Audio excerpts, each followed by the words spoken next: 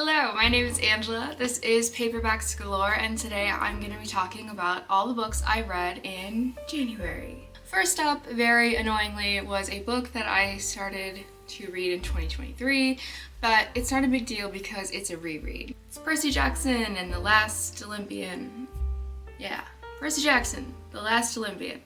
I read this as a child. Last year I was rereading the whole series and I just didn't quite finish this one in 2023. I mean, it's Percy Jackson.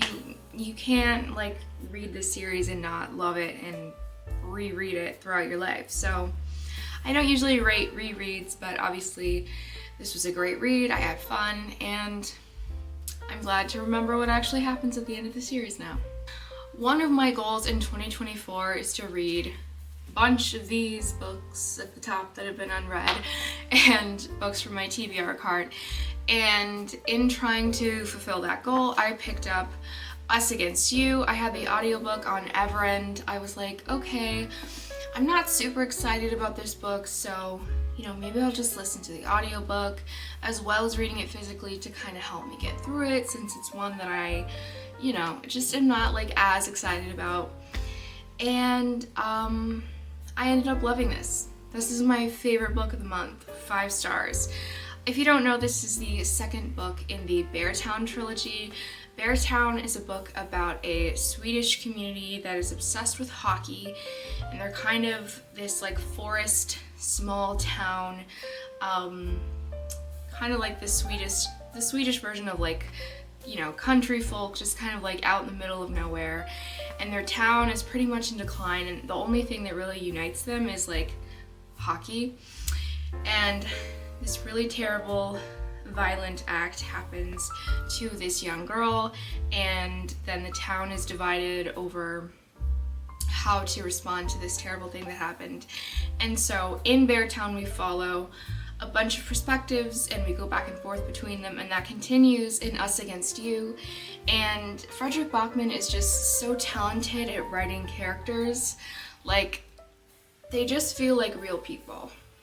And they are so interesting, and the themes that he explores about community and sports culture. This one delves more into politics too, of sports and small communities, and it was just amazing. I did not want to put it down, and it's not a thriller or a romance. It's just contemporary fiction, but I read it as if it was a thriller that I had to see what the twist was. So 5 stars, the best book I read this month. I'm so happy that books just surprise me sometimes and blow me away. Yeah, I don't really want to talk about this next book. It was a bit of a disappointment for me, and that's Ruthless Vows by Rebecca Ross. I don't know what happened with this, really. I think just it was boring. I was bored. Divine Rivals is the first book, and I gave that 5 stars. It made my top 10 list last year, and this one I was just bored by.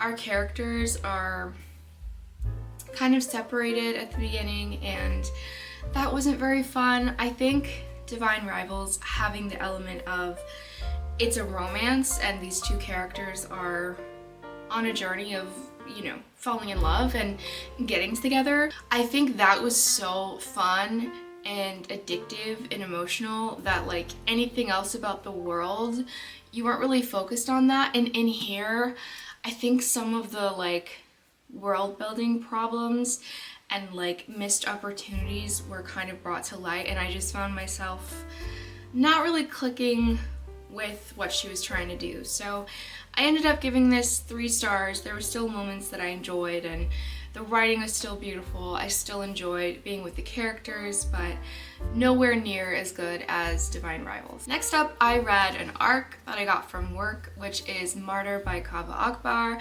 I have an entire standalone review for this book on my channel, so if you're interested in that release, check that video out. But this is written by a renowned poet, and the character in this book is a little bit based off of the author himself, I believe.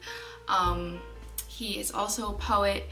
He struggles with addiction. He is in recovery, going to AA meetings. I'm not really sure of the exact verbiage to use. I don't know if in recovery is the right term, but he has recently sought help for addiction, and he's really obsessed with this idea of martyrs, and he's interested in either writing a book about martyrs or maybe even becoming one.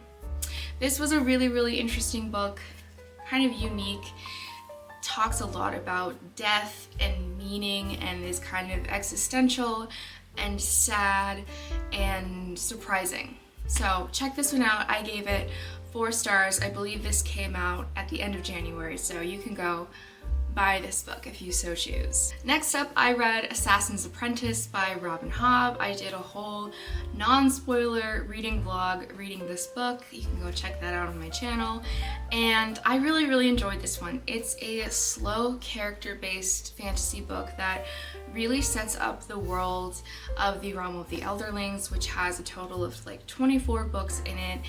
In this, we're following Fitz, who is the bastard son of the prince in line for the throne, and he is rejected by his family, but then kind of used by his family, and he kind of lives at this royal keep with his family, kind of on the outskirts of them, and eventually he starts training to be the king's assassin. So it's kind of this weird mix of he's not really one of them, but he's expected to have 100% loyalty because a disloyal bastard is a danger to the king, and if he's disloyal and not useful, he's probably gonna get killed.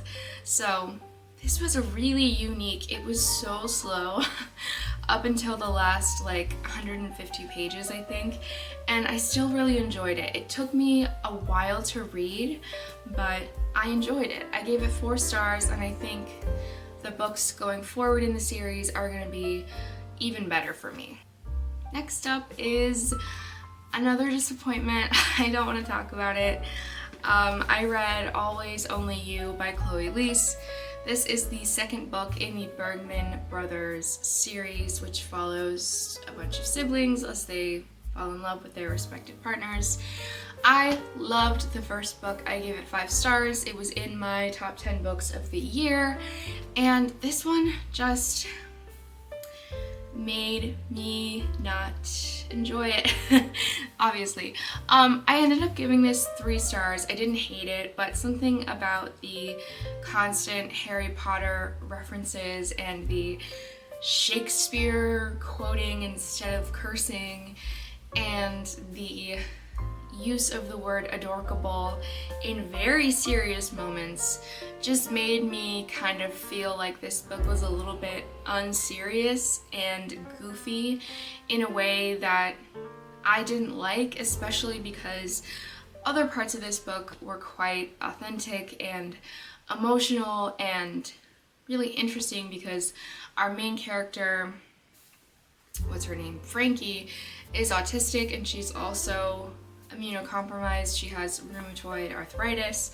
So it was a really interesting perspective to read from, and I really enjoyed that representation and that aspect of their relationship dynamic and how that worked. But just something about the goofiness in this book just really made me like cringe away from things that I think were supposed to be cute or sexy or romantic, and they just weren't. So I definitely will keep reading in this series though.